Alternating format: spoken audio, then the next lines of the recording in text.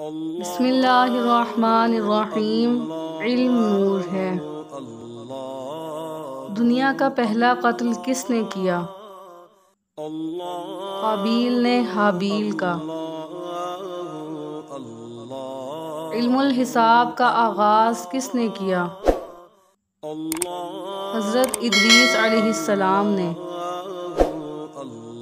ابو البشر کس کا لقب ہے؟ حضرت آدم علیہ السلام کا۔ قابیل اور حابیل کون تھے؟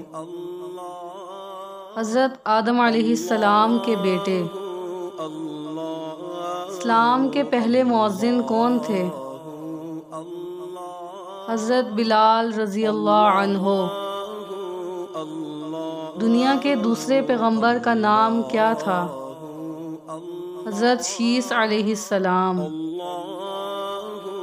صلو علی الحبیب صلی اللہ تعالی علی محمد صلی اللہ علیہ وسلم۔